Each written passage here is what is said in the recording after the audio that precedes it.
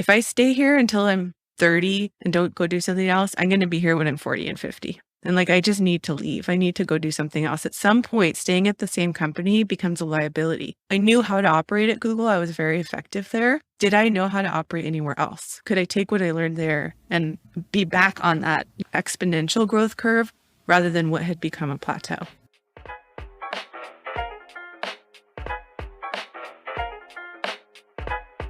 Hey, I'm David Elikwu, and this is The Knowledge, a podcast for anyone looking to think deeper and work smarter. In every episode, I speak with makers, thinkers, and innovators to help you get more out of life. This week, I was speaking with Arielle Jackson, who is the marketing expert in residence at First Round, and also an amateur jewelry maker, which is equally awesome. And we really dug into some of her experiences at Google, at Square, at Cover, which is a startup that she built with her husband, which eventually was acquired by Twitter. You know, there's so much going on. This was such a fantastic conversation. And we talked about her early inspirations to potentially pursue a medical-oriented career, but then eventually being led into marketing, where she's built a well-storied career. You know, she's probably been behind or seeded some of the marketing for a lot of great startups that you know and love. And I am equally as excited to share this with you as I am for the follow-up conversation, which surely needs to happen because there's so much more that I didn't get to ask.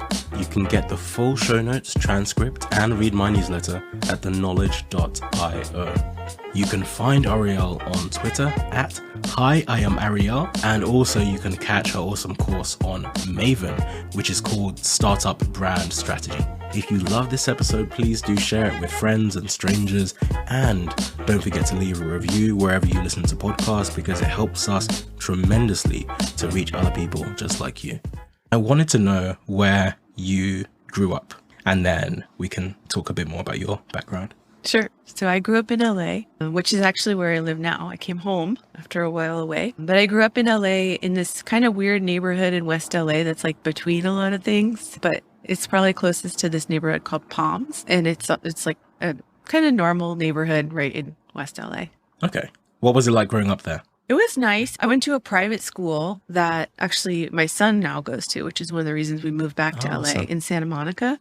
And so it was interesting being the child of, I was definitely like upper middle class family, but I went to school with a lot of people who were very, very upper class. And so it's interesting being in a world where I didn't have what all those kids had, but I had a lot compared to like most of LA. So it was kind of interesting experience. I think, being a parent at that school now is a whole nother level of interesting. But yeah, we would drive to Lake Arrowhead for our vacations, and my friends would fly to Hawaii first class and stuff. So it was an interesting time. But I actually am still best friends with the girl I met her in kindergarten, and we're still best friends. Do you feel like your kids fit in now more with that cohort than you did when you were growing up? It's interesting. I mean, I definitely have more as an adult than I did as a child. So I worry a lot about spoiling my children. And it's really important to me to raise them in a way that they understand the privilege that they have. That's really important to me. In fact, yesterday we went over to one of my older son, he's in second grade and he has a lot of friends, same kind of thing I grew up with, we're going on a road trip for our summer break, and his friends are flying private to Aspen and stuff. We went over to one of his friends' house, really nice family, but they live in a giant house with a trampoline and a zip line in the backyard. And it's super fun to go over there. But, we have a nice house. We live in LA. It's we're quite fortunate. But when you have friends like that and you're 8 and you don't really know the difference, and you ask your mom and dad, why don't we have a house like that and a zip line in our backyard? And it's interesting to navigate those conversations. I think it's really important for for my older son to know, everyone lives differently. And what's important in your house is that, you have parents who love you, you have food, you have clothes, you can make yourself entertained, you have a brother, all this stuff that matters, and not how many Beyblades you have in your collection or whatever. But yeah, it's interesting as a parent to try to navigate that, even from a place of privilege. Yeah, I think that's so interesting. What you were saying just reminded me of a memory that I have from when I was a bit younger. So I think probably when I was maybe 13 or 14. So we had these just some family friends that I think my dad had gone to school with years and years ago, but we're definitely now not in the same, or at the time anyway, not in the same kind of like social class. And I had gone to their house to go and play, essentially. So we were just like having a get together, but also with a few other friends. And so there was a time we were supposed to get there and we were running late. So I remember we drove up. So we're pulling up to their house. Their house is not even necessarily close to the road. You have to go on this winding path full of like trees and foliage off the main road. And so you pull up to their house and I just saw like a bunch of cars and I was like, oh my gosh, we're so late. And I hadn't met, I don't think I even, no, I think I had met him, but I hadn't met anyone else. So I didn't know who else was going to be there. And I, was a bit anxious and I was like, oh my gosh, all these cars are here. We must be so late. And then we get there and we were the first ones there and all of the cars, all of the cars were his dad's cars. It's funny when you get to see, I guess, I don't know, like a breadth of experiences that different people have. And in some ways, it doesn't necessarily make people any different. Because I think if I hadn't seen that, in terms of my relationship with my friend, well, first of all, I don't think it necessarily changed, but also I wouldn't necessarily have seen him any differently.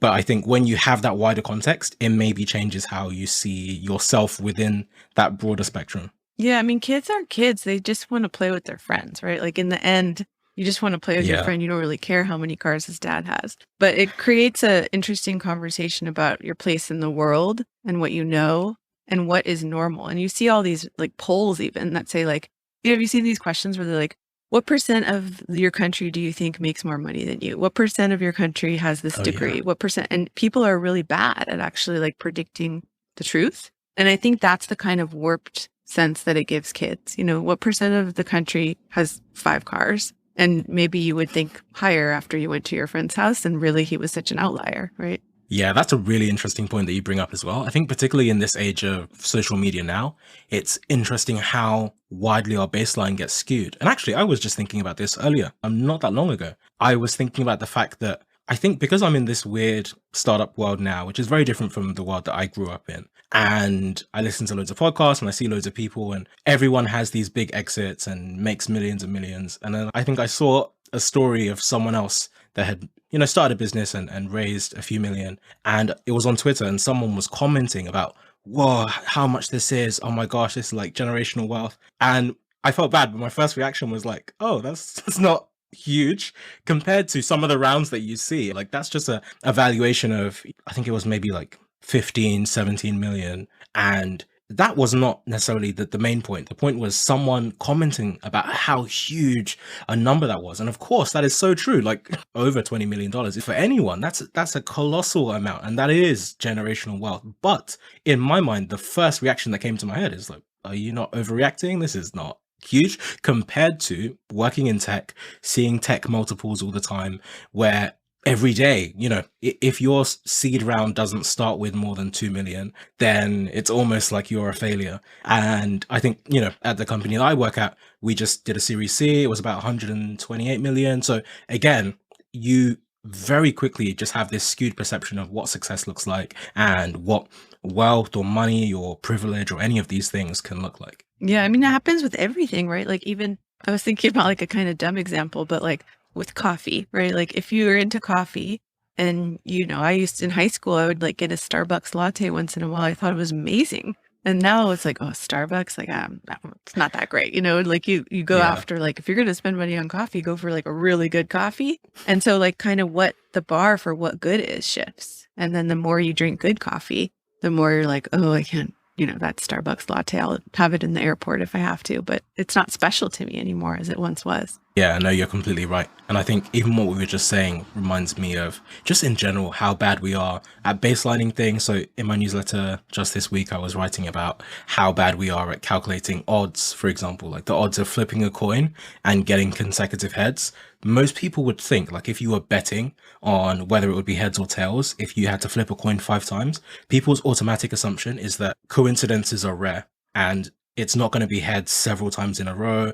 If it's been heads twice, it's probably going to be tails next time. So if you've seen 2 heads, you're going to switch. But actually, it's actually almost technically more likely that it will be another heads. And so it's almost better if you had to pick 10 coin flips, you just pick one thing and stick with it the entire time, because the odds of each successive coin flip is equally likely. So anyway, I know I just went off on a rant, but the point is just in general how bad we are at baselines. And it makes me think about, I don't know, psychologically, it's really interesting. And I'm interested in your perspective because I was just listening to Rory Sutherland on a podcast.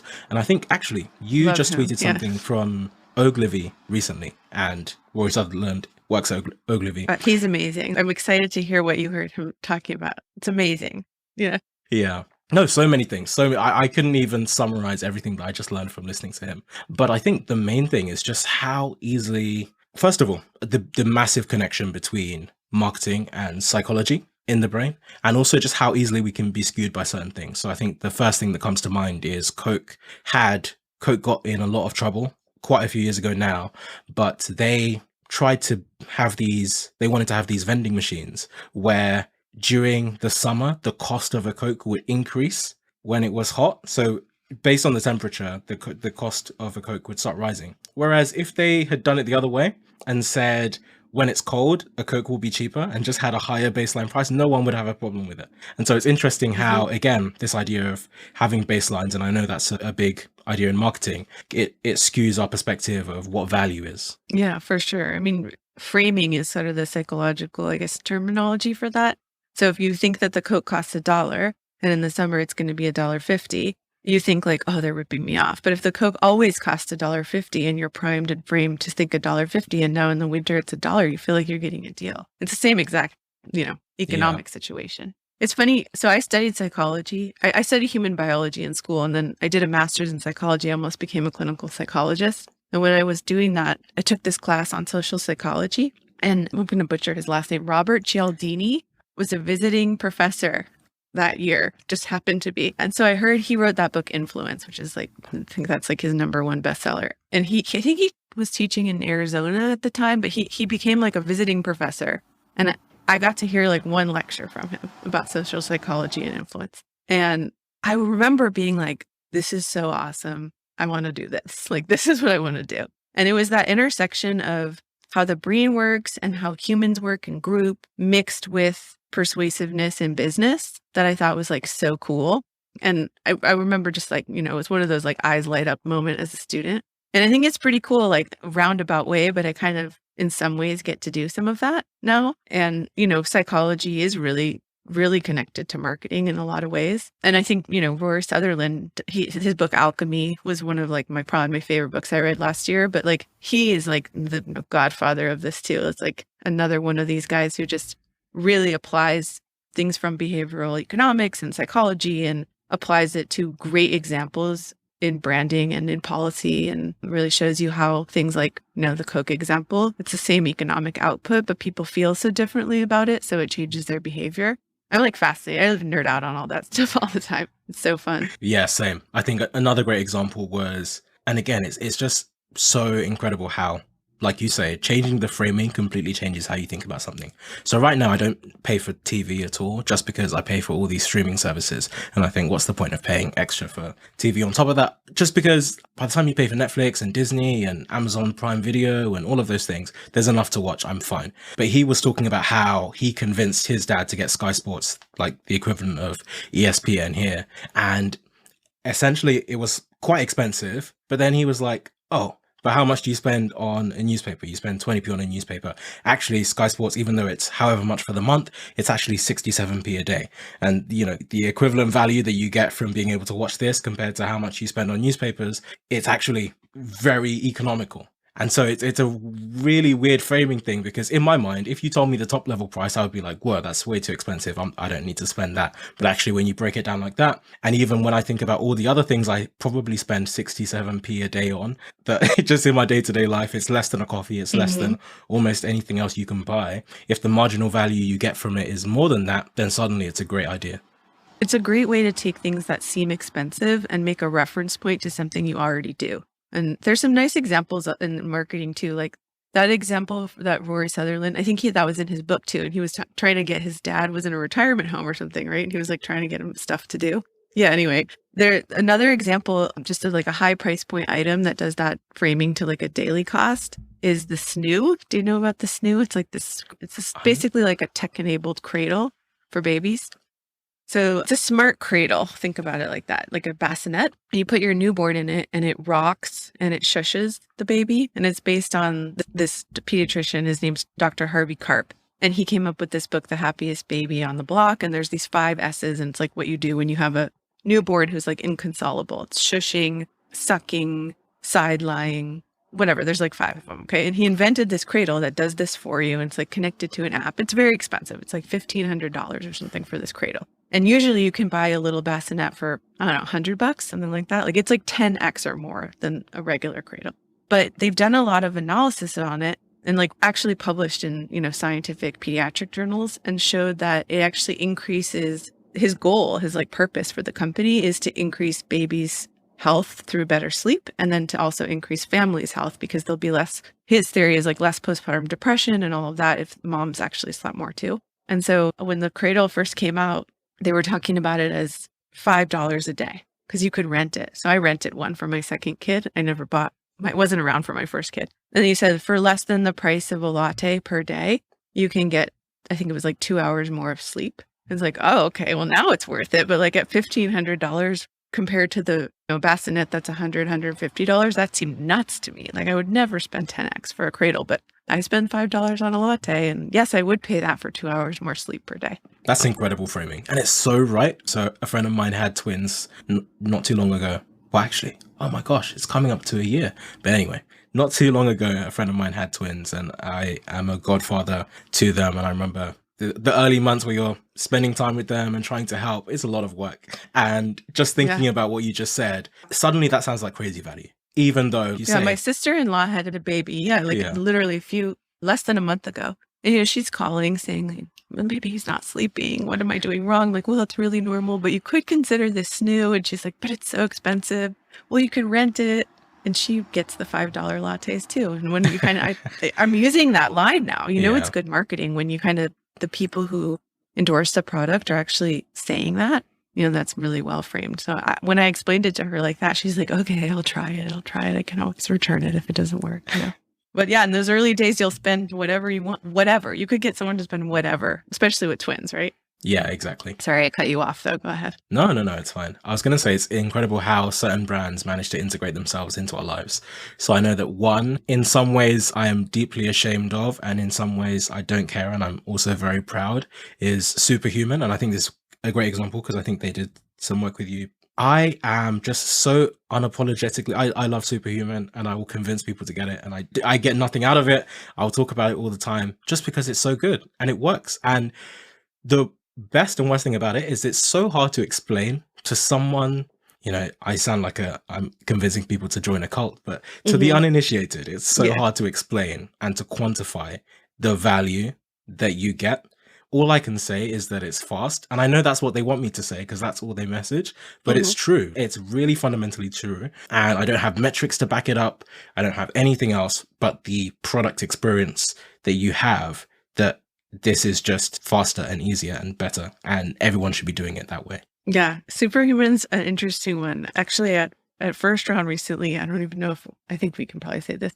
First round led their seed round. And I worked with Rahul really early on some of that messaging. And anyway, I'm not a convert yet, but recently First Round sent an email that's like, we're rolling out Superhuman for all of our employees. And like, we encourage you to get it. But I'm still so loyal to Gmail for having worked on Gmail many, many, many years ago. So it's funny, like, I know people love Superhuman and I totally see the value in it. And, I guess maybe someday I'll make the switch, but I'm going to be one of those late adopters because I'm still like into Gmail. It just like seems second nature to me at this point.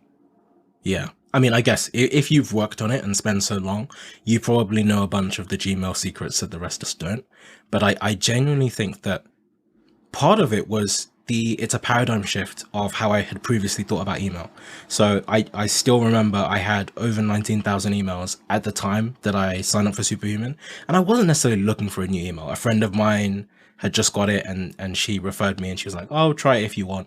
And what they do, as you will know, is that they book you in for a live session and someone is going to walk you through the whole white glove experience of showing you the product. And even during it, I was like, yeah, not necessarily buying it. I think it was just the paradigm shift of a bit like Apple in a way, forcing you to make decisions and forcing you to think of your thing the way they think of your thing. because so I used to use Android, now I use an Apple, but I used to hate the constraints that Apple has where they tell you you can only do things one way. This is the only way to do it. This is the best way to do it. We don't care if you want to do something else. Once you do it our way, you'll understand it's the best way. And I hated it at first, and now I get it. And now I trust that the fact that they say there's only one way they want to do it is because they have a high bar of quality for doing it that way, rather than giving you loads of choices and with varying levels of quality. And I think with Superhuman, compared to using a bunch of other email stuff that I've tried, they do one way really right. And if you do it their way, then it works. Don't try to do any other thing. It's not for that. It's for doing things in this way. You triage your email like this. And I just remember the feeling of, in my head, I was saving email because what if I need it one day? And I wasn't thinking of the fact that there was over 19,000 of them. I was just thinking of hoarding and, what if I need this? What if I need to refer to this? And I do. Like just the other day, I had to refer to an email from 2015. Sometimes it's useful. But I think just sweeping everything under the carpet, I think going through that onboarding experience, sorry, I don't want to turn this into like promo. Superhuman ad. But yeah, but going through that experience, but I think it goes to marketing in general and the way that you can frame a certain view of the world and get customers to buy into it. I wrote about this as well, but I was thinking about Mike Maples Jr., who is a VC, and he's really awesome, and he has a podcast, and what he was talking about is the way that great founders are like time travelers, and they bring people into the future, and they are able to position this framing of a future world and bring you into it. They're not building something for right now and trying to iteratively convince you to change from what you're doing to something else. Yeah, it's interesting because when Gmail first launched, one of the ideas was like everyone who worked at Google got a ton of email, right? We sent a lot of email, we got a lot of email, both in our personal lives and our work lives. And the belief of what the future would be like is in the future, everyone's going to be like this. We're just on the bleeding edge of it. And so the AOL or Hotmail or Yahoo account you have where you get 2 or 4 or 6 megabytes and you have to delete your messages in order to get more wasn't going to work. That's just not the way the world was going. And so at Google, Gmail was built as an email product for people who got a ton of mail. And Superhuman was built for power Gmail users, right? There were the people who got all the extensions, and Raul had built some of those extensions in the past. And I'm one of those power Gmail users, keyboard shortcuts and the undo send extensions and all of that stuff, schedule emails for the future, all these bells and whistles that if you're a power Gmail user, you can kind of make Gmail work for you. But he said, what if we just rebuilt email for just the super duper power users, and what would that look like? And so the idea that a lot of great founders do that, you either take something that exists and there's a very top % of the market, that you're building for power users, and you build a better product that meets their needs. And sometimes you have to force them into doing things one way, or you take something that is hard that very few people are doing and you make it much more accessible and everyone can do it. So Superhuman's definitely an example of that. Let's serve the power user. Let's build something even better for them.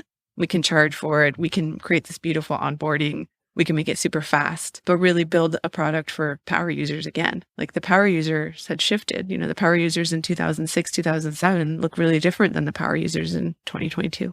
Yeah, you're completely right. And I think the other part of the reason that I brought it up is because the pricing is ridiculous and somehow they make me do it anyway. Because there's no other world in which I could imagine paying. What is it, $30 a month or something?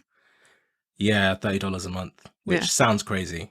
But then if you frame it as if you had to hire a virtual assistant or an actual assistant, $30 a month is actually super cheap. Yeah, exactly. So I know we skipped a few steps. Let's go back. You were mentioning with your career, for example, coming out of university, you had the guest lecture with Robert Cialdini. Was that the first time you'd considered doing marketing, or was that something that was already maybe a twinkle in your eye before then? I think I didn't really know that it existed, to be honest. I was always kind of somebody who was interested in business as a kid. I was the kid with the lemonade stand and the garage sale.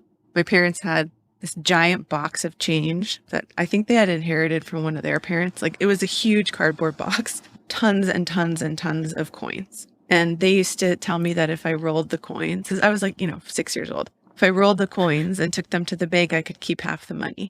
And I would do that. I was always babysitting. I had a job. I got a work permit when I was 15. I worked at a clothing store on the weekends. Like I was always kind of industrious, and I always liked to work. I like to work and I like to make money. Like that was always something that I liked to do. But I never really thought of like, well, what does that mean for a career? So I think I always thought like, well, I'm interested in science. I'm interested in psychology. Maybe I'll go be a clinical psychologist. I taught preschool for a little bit while I was in grad school. Kind of just like dabbled in a lot of things, but I never really thought of marketing as a career. I guess when I was deciding if I wanted to do a PhD or not, I realized like that's 7 years of research, 7 years of research on a really esoteric topic that like 3 people in the world care about. And I was doing my master's and I was researching the understanding and display of emotion in preschool children and cultural differences in it. It was an interesting topic, but like 5 people in the world cared. And it took me a year to publish like one thing, you know? And I didn't like how slow it was. That was sort of it was like 7 more years of this. I don't know, like fewer and fewer people are going to care. And I wanted something that would move faster. And so I got 2 jobs basically. This was 2002, I guess, that I would have been applying to jobs. It was not a good time to be looking for jobs. And I guess I was deciding between doing that PhD or working. And the 2 jobs I had one was in a psych lab at Stanford, like as a research coordinator type person, kind of continuing on what I was doing, but as a job rather than as a student. And the other one was like an entry level thing at Google. And I literally couldn't decide what to do. It was a really hard choice, and ended up taking the job at Google just because of that slow pace of research. And I was like, well, Google will move faster. So that's kind of how I just started in like a really entry level job there, and kind of fell into marketing, and I guess didn't look back, or did look back, but it kind of all worked out in the end. That's really interesting. I'm interested to know what your parents did for work and maybe where your early sense of industriousness came from. Yeah. So my dad's a pediatrician. So he sees babies and kids, and he's one of those people who like loves his job. He's been doing the same. He's in private practice. So, I mean, he runs a small business. He has maybe like 15 people work there, something like that. But he's not very like business minded. He's kind of like, I like seeing my patients, and he gets a joy out of it. He's made a good living, but he didn't like, he wasn't really motivated by that. My mom is a therapist. She was the director of a preschool for kids with autism, high functioning autism for the most part. So she specialized in family therapy for kids who were intellectually normal or even gifted, but socially having issues. That was kind of her thing. So a lot of our dinner table conversations were about like kids and health and families and all of that. Now I joke my parents are like professional grandparents. So we moved back to LA when I was pregnant with my second son. And when my husband and I go out, we leave my 2 little boys with a child therapist and a pediatrician, and they're in good hands.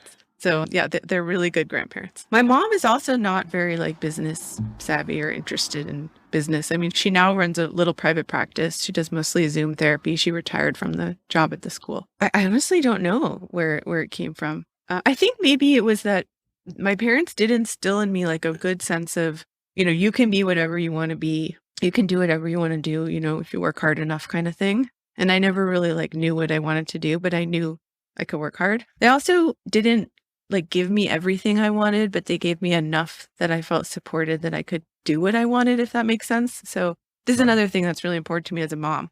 Like I had an allowance as a kid, but it was like pretty small. I don't remember what it was, maybe like $5, something like that. Like it wasn't enough to like do everything I wanted, but it was enough that I could like go buy a soda with my friend or something. But they were always like, well, if you want more, you can get a job. Like we'll help you, we'll take you to the place and get you a work permit, that kind of stuff. So it was like a good balance of always feeling like they had my back, but also like I could have my own back if I wanted more than what they provided for me. Yeah, I think that's so important to have.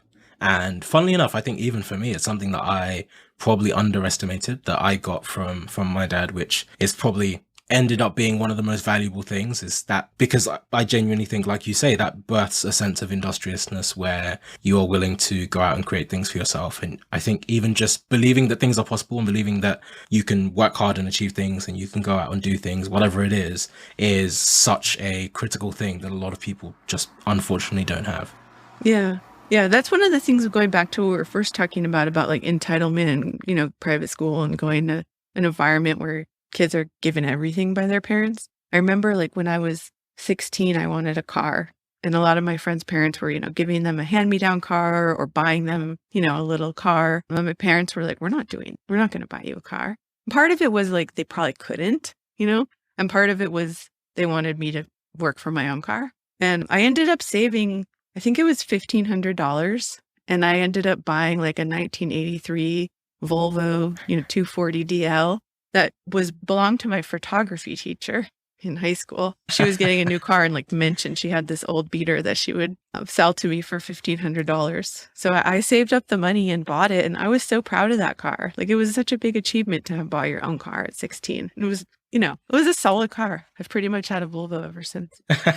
No, but that's a massive achievement, particularly if you're not getting like a massive allowance. You actually have to work for it. And from 15 as well. What were you doing for work at the time?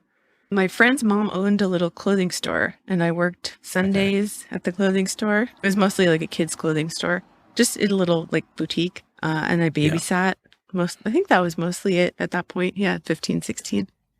Yeah. But again, I think some of those early working experiences, again, I think it's one of those things we probably underestimate. They have such a massive impact on just your ability to fit in with people, work with people.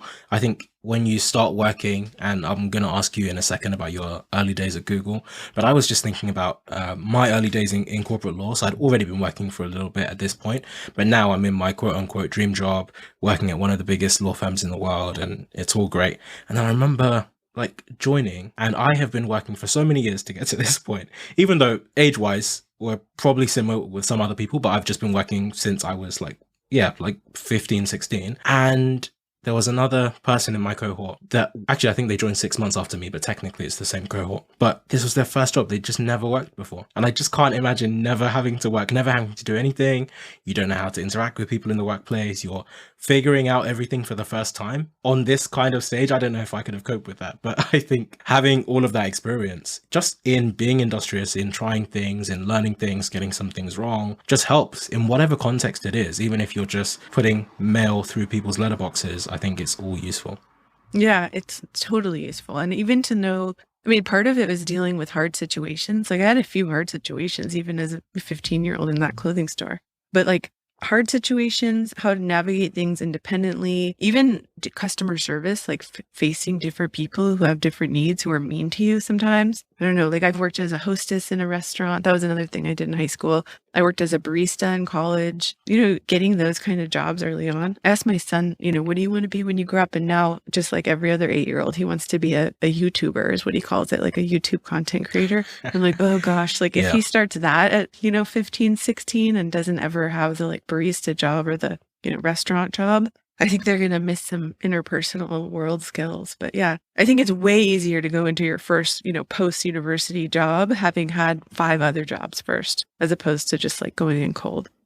Yeah, those are genuinely the best jobs. I can't imagine, if when I have kids, that they have to do those jobs. Just, even if you do it for a summer, like any kind of serving job or a sales job. I remember doing so many of these random sales jobs where either you're like, whether it's for a charity or for a company, like doing door-to-door stuff, doing just raising money for charities in the street, doing things indoors, all of that, like sales. And then this actually led to when I was working in advertising as well. I think all of that is working with people and dealing with the different facets of human personalities. And like you say, sometimes people will be mean. Sometimes they will act like they hate you for no reason. They've just met you. But then on the other hand, so I can give you an example of when I was in this really bad sales job, probably one of the worst jobs that I've had. It was like really this slightly shady sales company where pretty much every day, so a working day was like 7 till 7, you start at 7 and you're doing door-to-door sales, but you're selling a different thing every day and you don't even know what you're going to be selling until you get to the office, and then they tell you, okay, this is the thing for today. I don't know if it's shady or anything, but I think the company was just very, not always forthcoming with the details and stuff, but it's fine. Like sometimes you're raising money for a charity, sometimes you're selling something to people, and they will also send you to a different area of the city every day. So you just have to, so that's the reason you start at 7, so that by the time you get to where you're going, it's 9. So yeah, they just send you off to some part of the city. They give you the details about what you're raising money for today or what you're trying to sell today. And then you just have to go. You just have to go knock on people's doors. You have to find a way to sell as much as possible. And it's all commission based. And I also remember at the time I didn't have much money because I think I was at university at this time. So I didn't have a lot of money. So I didn't want to be spending money on lunch. So my trick was to find someone that would invite me in to eat. And so that was that was like my North Star metric. That was the ultimate goal. And so I was, obviously you're being nice to people, but you're also trying to like, oh, kind of, do you want to come in for some tea? Oh, of course. Why not? And then while you're there, then you also make the sale. That's the double whammy. So that's like improv, sales improv, right? Yeah, exactly. But I think it just teaches you great interpersonal skills. It's the same with serving or doing any service job. Well, some of it also is learning what you don't want to do. Like my son's doing this project at school right now, and he's learning about what it takes to open a restaurant. And one of the things they're teaching them is you have to write like a little paragraph about like, should you pay minimum wage or should you pay a fair wage? And what is the difference? And what if you're, they're teaching them about like margin on he's opening a dessert restaurant. And, one of the dads in the class owns a restaurant and comes in and talk to them about stuff. And anyway, they're learning all. So the homework last night, he got sent home with a stack of papers to fill out. And the teacher had sent an email about this already. And she said, today we're sending them home with their government paperwork. We're trying to teach them that some work is not fun and that work can be tedious sometimes, but you have to do it anyway. And the work was like, they had made up government paperwork where you literally just had to fill in like your home address, your phone number, your school address, your school phone number on like 10 different forms, like manually by hand, just to show them like, and one said like permit for work permit. One was like restaurant permit. They had named all of it, but it was literally just copying and pasting your address on. And the last page was like, did you enjoy the work? Did you find it challenging? Like reflecting on the experience. And it was funny because like the lesson was supposed to be some work is tedious and you have to do it anyway. It's not fun, but it's a cost of doing business and getting to do what you really want, which is to open this restaurant. And the question said, like, did you enjoy the work? He was like, yes. And I was like, oh gosh, I kind of lost the point of this. But I like that they're teaching them that even at a young age. That's the greatest thing I've ever heard. I want to send my kids to that school. I mean, that's part of the reason we moved back to LA. I really did love going there, and I'm happy he's there. That was a very wise decision. I mean, aside from being in LA, that sounds incredible. But it also makes me think about, and again, it's something I wrote about quite recently, but I can't remember the global point I was making, but I used some examples of studies. And there's a really, really interesting one. Actually, I think I stole this from Malcolm Gladwell because he talks about this. And there's this study where they look at, there's international maths tests that kids do. So kids take them around the world and then they look at the data across these different countries. And in this one particular study, what they found is that you can tell how good a kid is going to be at maths without looking at any of their maths. They give you the questionnaire as they're giving out the paper. The questionnaire is not mandatory. The questionnaire is boring. And it's boring because it's long. It's not intentional. They're not, they weren't actually trying to test anything with it.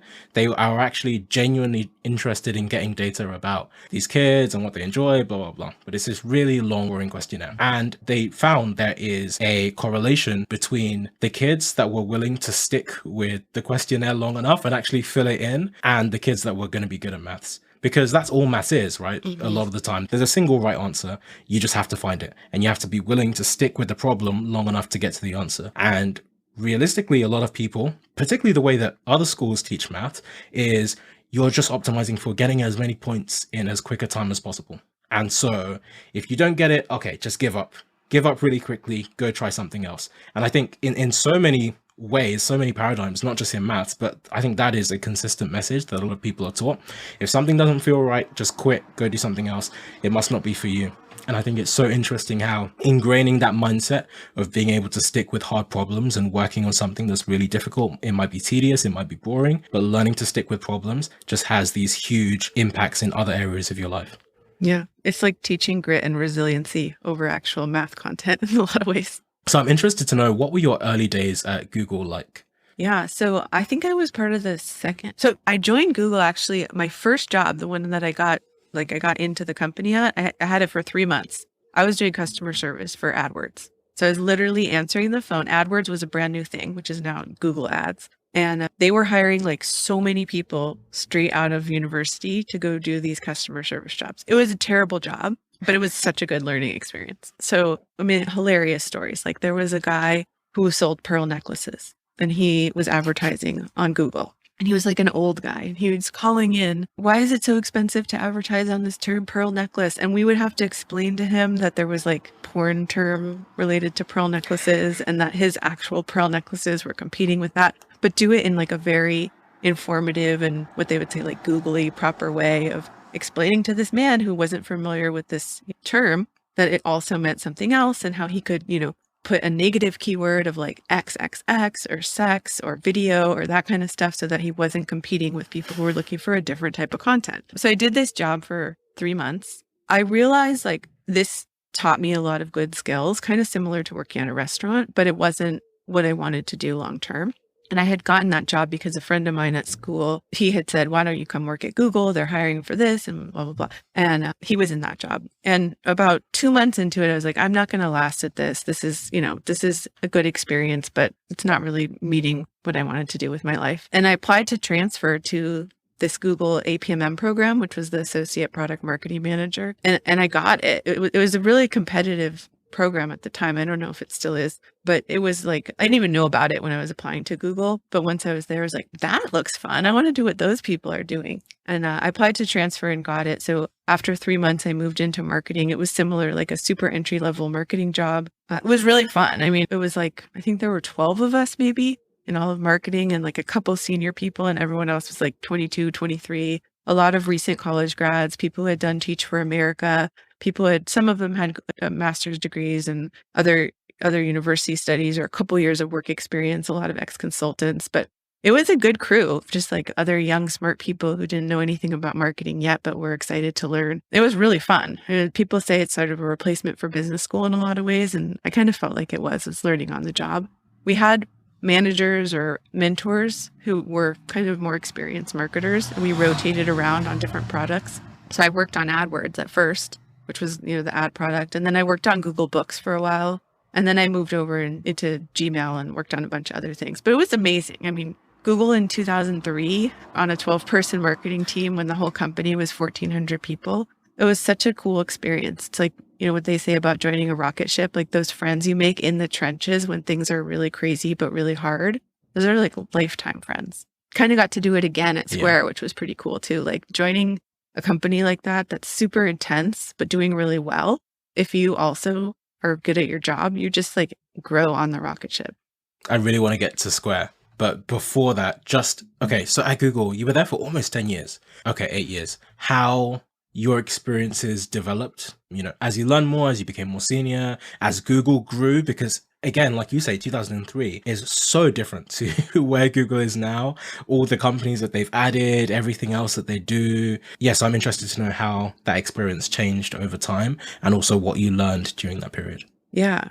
I mean, I learned so much, and I think I stayed there for so long because every couple of years it was like a new company and there were a lot of things about Google that I think they got right that I assumed all companies got right because it was my first experience working at a company like that. So I'll give you an example. Like even before I got the job, as part of the interview process and the onboarding process, like you learned about the purpose of Google. You learned about this idea, Google's purpose is to organize the world's information, make it universally accessible and useful. Like everyone knew that. And then in your onboarding, they reinforced it. And then when you actually had a job, you had to understand how your job connected to that greater purpose. And I just assumed this was how companies ran. Like that made sense. And now, having worked with hundreds of companies, I realized like most companies don't get that right. They don't have a purpose that everyone at the company knows and everyone understands how their individual layers into like their team functions, job layers into that grander purpose. And it's so powerful to get people to root for you externally, but also get your employees to rally and to feel good about what they're doing and to understand how it connects to something bigger than what they do every day. So I kind of assumed everybody did that right or did it like they did. And in fact, that was pretty unique and special. There's a lot of things about Google in those early days. I think hearing from the founders, we all knew Larry and Sergey. They came and talked every Friday to us and, we would go and present things to them and the way they made decisions and just even that kind of exposure to like a founder-led company was really cool. I'm trying to think what else was great about it. Oh, the rotating aspect of that job for the first 2 years where you get to work on a different project or different product with different people, but you take what you learn and you move into the next thing. A lot of companies do that, especially in marketing and in brand management. Procter & Gamble and General Mills and all those companies operate that way too. But I think that keeps young, smart, hungry people motivated when every year or 6 months you get a new problem and your problems kind of layer on each other. So the first time people joke now, like when you're a product manager at Google, you're working on like a feature of a product of a feature in a country. Like it's very, very specific. But back then it would be like, you're working on a new ad format. Okay, good. You did that. All right. Now you're going to go work on a new search thing. Okay. Now you learned that. Now you're going to go work on something totally new and different, which is we're trying to index all the world's books. Good luck. But they wouldn't have given you, we're trying to index all the world's books before you had had the first two experiences. So they kind of layered the challenges on one another. And then I think if you did a good job, you got a bigger project the next time. And that type of learning environment where it's like you take something that you're given and you do a good job with what you're given, and maybe you go outside of the scope of that job and people see that. And then the next time you get a bigger project and then a team who's doing those projects. That was just, I thought, normal, but in retrospect, I realized a really great first learning experience.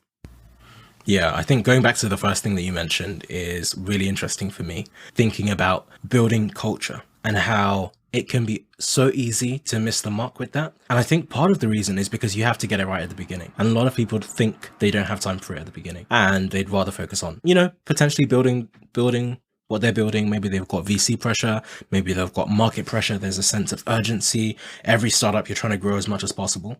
And very often people can focus completely on what they're building and forget or neglect to also develop a rocket ship culture simultaneously. And I think even at the startup that I'm at, so currently I'm in product strategy and operations, but prior to that, I was chief of staff and I was working directly with the president, and the president of the business. But one of the things that I did have to look at one point was onboarding, because we were planning to double in that year, and we've pretty much doubled almost year on year. When I joined, we'd probably just gone through a massive hiring run. So we'd just gotten to around 100 people or so, and now we're at just over 300 in the last 2 years. So I think we're like 350 or so. And it's so interesting, first of all, how many revolutions we've gone through as a company, culture-wise, and how much things change. Almost every 6 months, it's like a new company in a way, just like you said, just because the way that we report changes, the way that we do this changes. But I think the constant has been, and I think our founders have been really good with this, having a strong set of values. And actually our values have changed once during that time, but we've been led by those values, and they try to bring them up and they try to introduce them. And I think I can easily see how, if we didn't have such a strong focus on that, like when I had to work out onboarding and how we did that and how do we get people on board, if you don't do that stuff at the beginning, in just a short time span of 2 years, suddenly you're a 350 person company. You can't do it now. I think there's so many things that would take so much more work to fix now if you didn't get it right before. Yeah, those problems compound. It's kind of like, people always ask like, oh, should I rebrand? Should I change my name? Like, thinking about it, it's like, this isn't going to get easier. Let me tell you that. Like the sooner you do this, the better. Because if you feel like you need to do it now, like give yourself another year and another, millions of dollars in brand equity that you've built and 200 more people. And it's only going to be harder, not easier. And the same is true with all that purpose and culture and work as well. I think Google did a great job of that. I mean, they had that list of, I think they've changed it now, but like I remember one was like, don't be evil and we can be serious without a suit. And there were all these values that, I mean, they really lived it. And I don't think it was manufactured at all, at least in those early days. Yeah.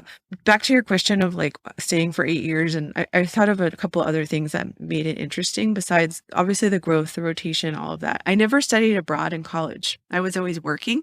And I had a job and I finished college in 3 years while working. Figured out that like if you TA'd college courses while you were in grad school, they paid a lot of your tuition. So I started doing that. So anyway, I never got to go abroad. I never prioritized it. And one of the things I realized that like I kind of always regretted that. Like I never had that experience. My sister did it and it seemed really fun and cool. And she like speaks fluent Spanish now. And I kind of always regretted not doing that.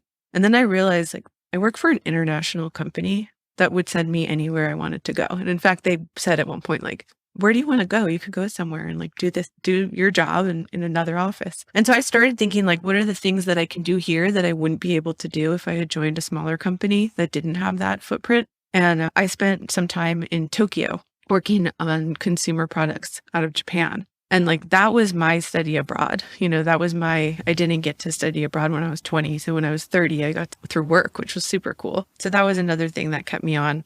a little bit longer. And then I also joined what at the time Google had this thing called autonomous units. They were kind of like, people always say it's not a real startup because you are backed by Google, but it was the feeling of a more risky adventure where whoever was the lead of it, it was often a product manager, acted kind of like a mini CEO. So you kind of got to experience like, what is it like to work on, in my case, it was I think a 7-person team. There was an engineering leader and a product leader who I had worked with previously on other products, who kind of built what was now Google Surveys, which is like their research product. So I went and did that. That was like my last hurrah. And I was like, this is fun working on a 7-person team. And, it felt really different from the big company that Google had become, even though we still had to do a lot of the bureaucratic things at the same time.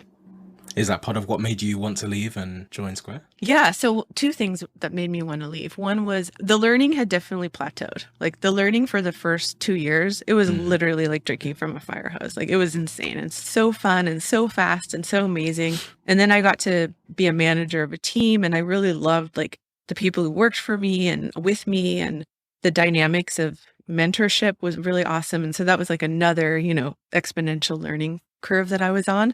And then I got to be a point where it's like, well, what else can I learn here? And there was let me go to Tokyo and see what it's like to live this like expat life for a little while. That was awesome. Also crazy learning in a very different direction, but also learning. And then it got to the point where like, okay, I'm 30. I'm about to get married. I probably want to have kids at some point. I need to go do something and challenge myself again. Like I could see myself and some of my friends who still are at Google, like 25 years later, 20 years later, they're still there. And I had this feeling of like, I don't know, it was about turning 30. And it was like, if I stay here until I'm 30 and don't go do something else, I'm going to be here when I'm 40 and 50. And like, I just need to leave. I need to go do something else. At some point, staying at the same company becomes a liability. It's like when I see my friends who are still at Google, I'm like, really? You're still there? It's been 22 years. And I kind of question it. It's the golden handcuffs in a lot of ways. It's being risk averse in a lot of ways. I knew how to operate at Google. I was very effective there. Did I know how to operate anywhere else? Could I take what I learned there and be back on that exponential growth curve rather than what had become a plateau? And that was sort of one of the impetuses for change. And then one was like, I know I want to have a family at some point, and I need like one last really hard, crazy experience before I want to have kids, because I don't think I want to have that, I don't know that I'll have it in me to have that crazy hard experience again. So that was sort of that was the impetus. I made jewelry. That was like always a hobby of mine. I made jewelry, and I used to sell my jewelry at a bunch of galleries like around San Francisco and LA.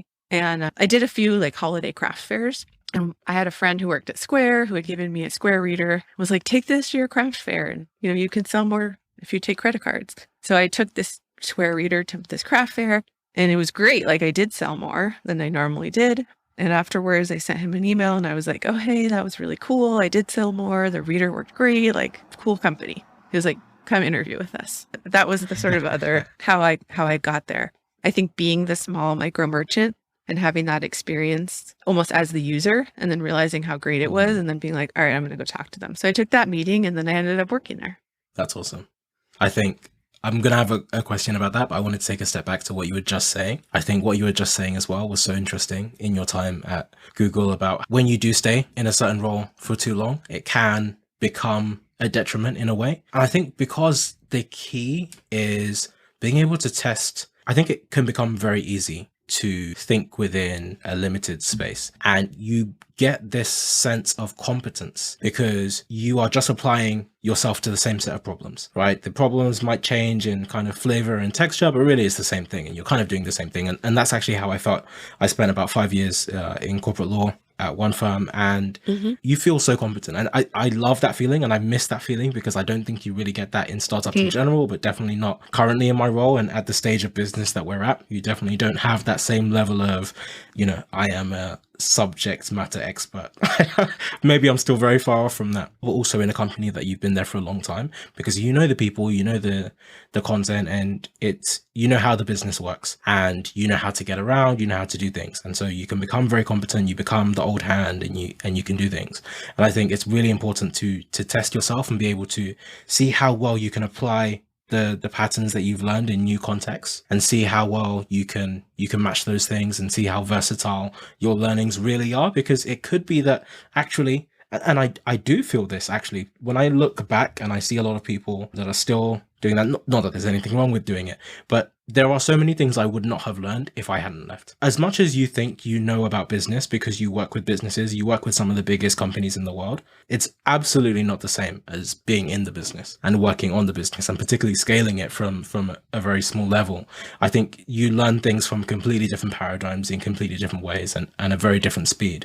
So I think, you know, I'm sure you probably experienced this joining Square at quite a young stage as well, that it completely shifts the way that you might have to think about working on a business and scaling a business. I know that you joined Google relatively early as well, but I think there's still a big difference there where one becomes almost like its own ecosystem, and Square at the time, I'm sure, was still finding their feet and figuring things out and developing their messaging and their positioning and what their best foot forward was.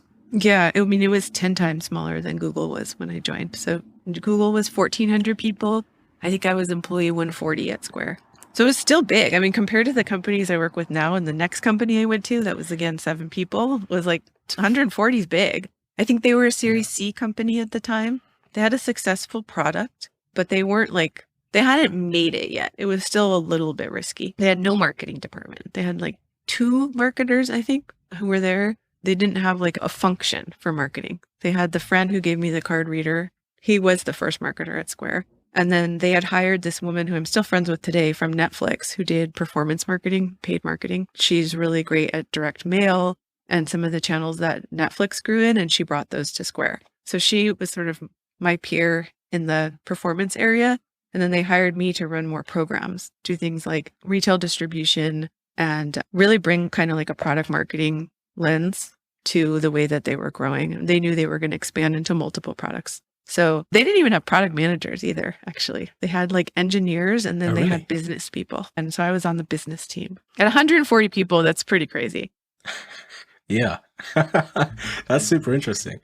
I'm also really curious about the fact that I'm noticing your trajectory of companies is going down in terms of the size of number of people. Mm-hmm. And I'm wondering if there was any thought or intentionality behind that. Like you start at Google, you go to Square, which is at that time Series C, and then you go to an even smaller startup, which eventually gets acquired. So I guess it's kind of a U shape. But yeah, I'm interested in that. Yeah. I think the impact that you can have as an individual is greater when the company is smaller. Now, there's some amount of like, okay, well, if it's a big company and you're in an executive role and you're kind of running a function or a team, you can have a huge impact. Yes, but it's really your team having the impact, not you as an individual. Google was great. As I said, like I had an awesome experience there. I learned so much, both like what good looks like and sort of the anti-examples in some regards too, but mostly what good looks like, and the people were amazing. But by the time I left, I sort of felt like, okay, I'm like one of, I don't remember how many people it was, tens of thousands at that point, probably. And like, if I quit tomorrow, is anyone going to care? That started to feel a little bit like a cog in the wheel. I didn't like that feeling. And so the Square thing really was like, let me go somewhere smaller where I can have a bigger impact.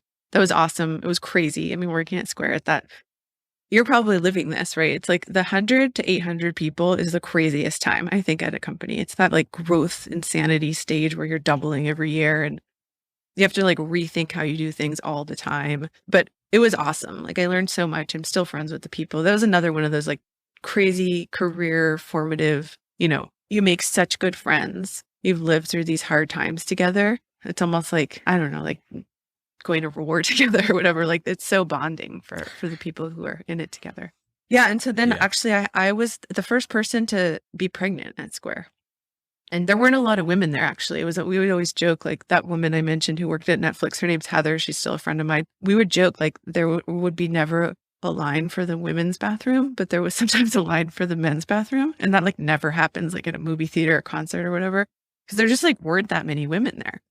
And Jack really changed that a lot. Like he hired a lot of female executives. That company is like run by a lot of women now. I think he's done a phenomenal job changing that.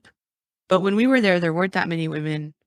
There were a lot of young people. I think the average age was probably like 25. And I don't know how old I was, like 32 or something. And I was pregnant, and I was scared to tell them I was pregnant because it was a very intense work culture.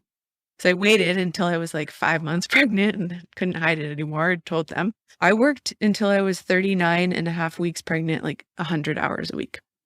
And I realized like, this is not going to work after the baby's on the other side, right? Like, this is not going to, I don't know what I'm going to do. And that was sort of the impetus for the next change. And the next change was during my maternity leave, I started helping my husband's startup. So he had started a company he had worked at Google as well. So another guy from Google and him started this Android company. And I was on maternity leave and helping them, unofficially. And then I was like, gosh, I have to go back to work. I like this job, but I don't want to work 100 hours a week with this like tiny baby. And ultimately decided to leave Square and to join that startup. And I negotiated with them that I would help them 3 days a week. And 3 days a week was more than I had been doing on my unofficial maternity leave helping them. So they were psyched because they were like, oh, 3 days, this is going to be awesome. And I was psyched because it was so much less than 100 hours a week, or 80 hours a week, or whatever I had done before. And so that was kind of how I ended up joining that next company. It was my husband was the founder, one of the founders, and this guy, Ed, was the other founder I had worked with before. And it was 7 people. And I worked there 3 days a week and did all the marketing and comms. And we launched and got to 2 million users in a matter of months because we really tapped into this really interesting ethos around, and you said you were an Android user at one point. Android users, this was 2014, sorry. They felt like second-class citizens in a lot of ways. Cool apps would come out iOS first or iOS only, and then you'd have to wait like 6 months or a year or never to get it on Android. And so we tapped into this idea of like, well, what if something could only be done on Android? And we came out with this app. It was called Cover. Surface the right apps for you at the right time on your home screen, because on Android at the time, you could actually change the home and lock screens and modify them, whereas you couldn't do that on iOS. So we kind of very much endeared ourselves to the Android community and had a ton of organic growth, and it was a fun and fast and furious time, 3 days a week. So that was the startup. And then they were acquired by Twitter. And I realized, well, I just left Square and I don't know if I want to go back to Twitter. And I got this really great offer to go lead consumer product marketing there. And I said, you know what? I think I'm going to try doing this thing where I help little startups. I'm going to keep working 3 days a week. And I like this little startup thing. So I emailed a bunch of friends who were founders and just said, hey, I'm not going to go to Twitter with the rest of the team. I think I'm just going to like help little startups. Do any of you need help? And every single one said, yes, yes, yes. So that was how I ended up becoming this like marketing expert in residence type person for tiny startups. That's awesome. That's a great story. And also you highlighted some of the gaps in questions I was actually going to ask, because I think I did hear you in preparing for this podcast. I was listening to you talking on another podcast and you mentioned not wanting to go back to Twitter because you'd worked at one of Jack's companies before and no one asked you any more about that. And I was like, I really want to know more. So I think now that you've explained the whole story, it makes complete sense. It's very clear. And I think I appreciate that in some ways. I think we have made a lot of strides with making workplaces open to everyone, but at the same time, I really think that we haven't in some ways. And I appreciate what you were saying in terms of how things have turned around dramatically and how there's been a huge improvement. I am starting to see for myself very often. So, we had something similar where, you have some people that go on maternity leave for the first time and suddenly you have to create policies because no one's ever done it before. No one's actually thought about what does this look like? Okay, now we have to figure out what happens on maternity leave. But also then you see the interesting thing where, particularly like you said, being at this rocket ship stage, if someone goes out for even a few months and comes back, the org that they were in is actually now completely different. And you have to figure out how do you actually make sure that this person fits back into, not necessarily because you've replaced them. I think it's very different from in a larger company where you're doing a like for like, have someone in as maternity leave cover. It's not even that. It's the entire nature of the problem has changed. The entire function may have been reorganized in some ways because from a product perspective, we're trying to change our alignment to work more on this. We've created different roles. There's this person. So now you need a new job title because your old job title isn't even necessarily the same thing. We have these other job titles and I think there's a really interesting problem there. And I actually see that not just where I am, but in general, I think it's quite a prevalent problem in a lot of startups. For sure. I mean, on the first point about maternity leave, one thing I will say about Jack is he was amazing about this is when I told the company I was pregnant, I said, "What's the maternity leave policy?" And the HR person was like, "It's whatever the state of California requires." And I looked up what that was, and it was like 6 weeks of like partial pay and maybe 12 weeks of job protection. It was like no vesting, no salary. It was like pretty minimal. Wow. And I told them, if that's, I'm just going to leave. If that's the policy, like if that's, I'm not taking 6 weeks off. Like I know what it's like to have a baby. Like some of my friends had one. And the HR person was like, "Well, we'll look into it. We'll see what we can do." And that wasn't really good enough for me. So instead, I had a lot of friends who worked at what I would say are like the comparable startups to Square at the time. So it was like Airbnb and Dropbox and Twitter. And there were like a bunch of companies that now are, big companies, but at the time were kind of maybe that like growth stage startup. And I figured out what all of them were offering.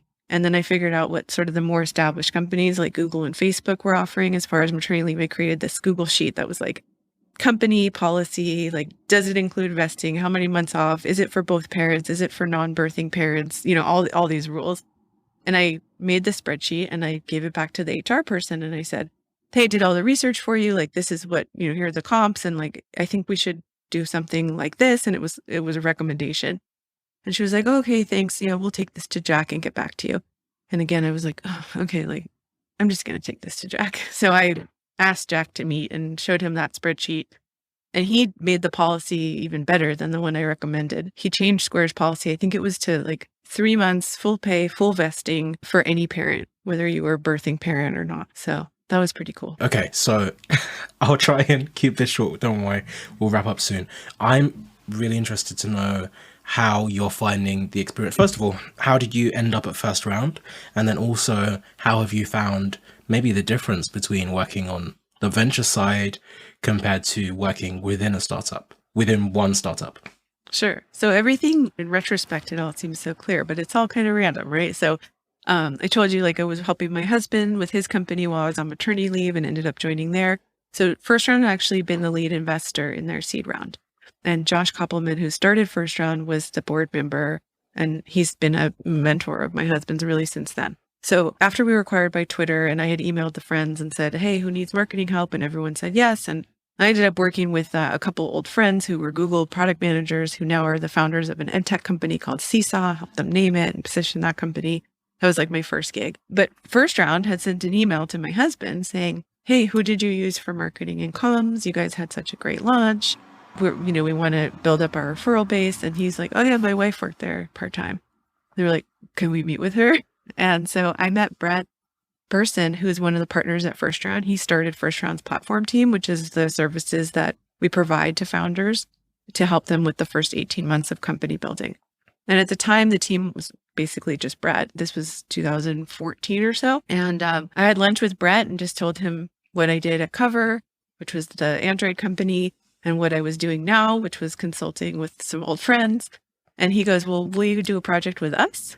And I was like, "Okay, what do you have in mind?" And he didn't really know. He's like, "How about," because I had been spending a day a week helping other startups. I was just like, I didn't know what I was doing. So I was just like, "Buy out my time, pay me for a day a week and I'll come help you with whatever you need." That was how I got started. Like, I didn't know what to do or how to package my services. And I didn't really know what founders needed either. Like, I had 2 that I had helped so far. And so Brett said, "Well, why don't you just come help us a day a week and we'll offer your services to our founders and you can help them and we'll do it for 3 months and see how it goes." And so 8 years later, I'm still working there. So that was how we started. It was a 3-month project for 1 day a week. I'm really fascinated by this. Kind of brings us back full circle to a previous conversation that we had earlier about the future of work and the potential of both. One is people working from home. You've been working from home for a while prior to the pandemic, but then also this idea of fractional work, and then mixing into that then this maybe creator economy space. And you were selling your jewelry, and then there's lots of people that have side hustles and other things they want to do. What do you think that space looks like in the future between work and also your experience with venture, and how you see founders building things, and then also like the creator side that you have some experience with as well? Yeah, I mean, it does seem that COVID accelerated this for a lot of people and a lot of companies.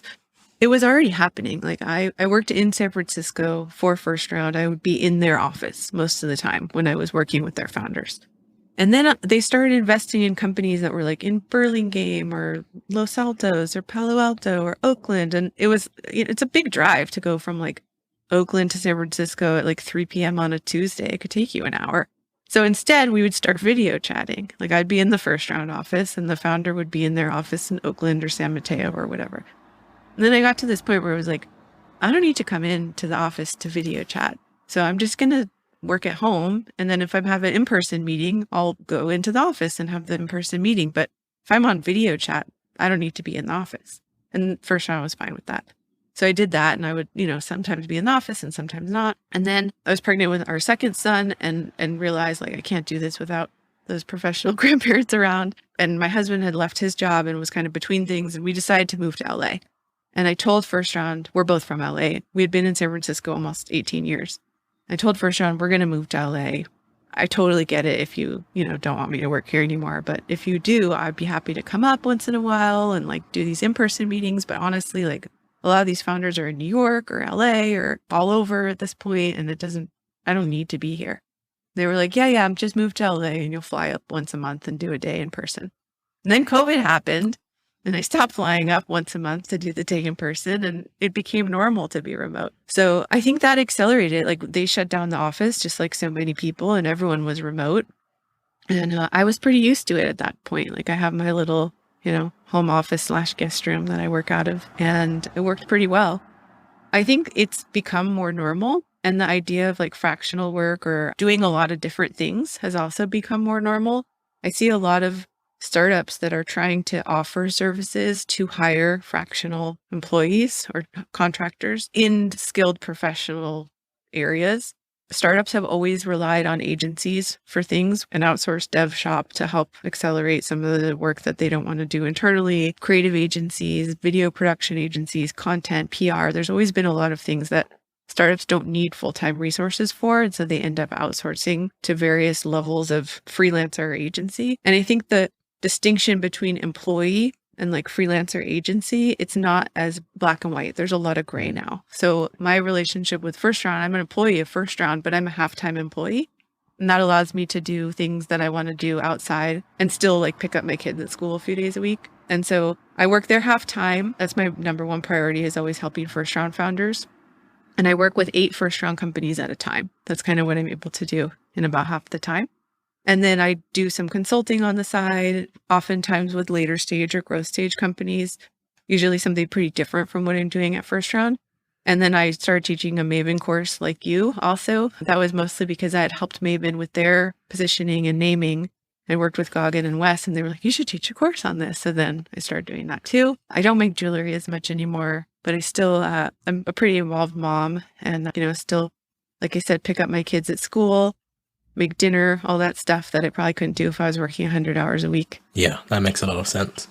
Probably one of the last questions I wanted to ask you in particular is also your thoughts on the idea of maybe personal branding. I think it's something that comes up a lot. People talk about it a lot now, and it definitely fits in with this idea of, wanting to essentially own your career in some ways, and what we were just talking about with fractional work and people that want to do lots of different things. And I find it interesting. Part of the reason I wanted to ask is because earlier this week I was listening to, so it was one person that it came up and it reminded me of some books that I'd read earlier.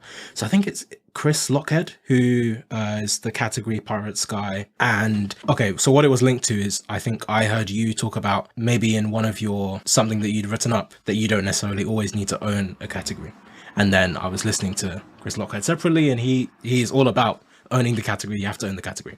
But he was asked a question about personal brand and building a category around your personal brand. And he was so angry about the idea. He was like, oh my gosh, he just really hated the idea of, people having personal brands or whatever. But I found that so interesting as a paradigm, opposed to, for example, maybe like Reid Hoffman, who talks about like the startup of you, and that's one of his books. And the other one is The Alliance. And he very much thinks about, from LinkedIn's perspective, of people thinking of their career like a startup and being able to build their career and having a very proactive approach to building it. I'm interested in considering your trajectory, where you've kind of built your own, a name for yourself, where you are recognized in your field and people know you for this, and companies will come to you for this and you're widely regarded for that.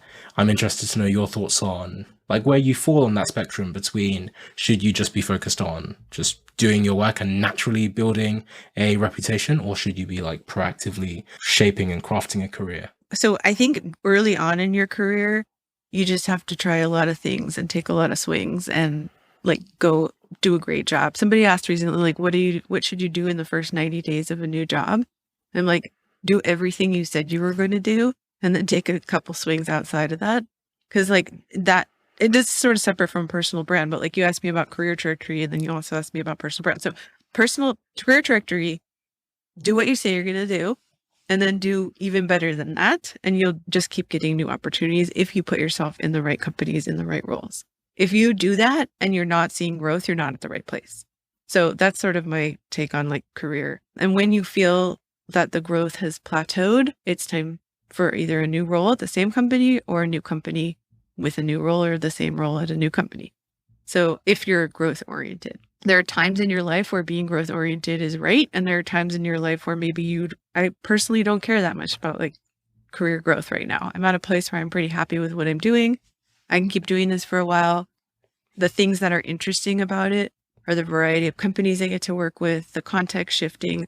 I know a little bit about a lot of things now because I've got to work on so many different industries and so many different people. And the psychology of all these founders is super interesting to me. Like some of these sessions end up being like mini therapy sessions. You know, I've had a few founders cry in the meetings, like we're getting to the heart of the story of their company. And we have these like very personal connections. So that's kind of what drives me right now.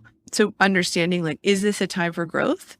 Or is this a time for like being satisfied with what I'm doing? And I'm not like on this growth ladder.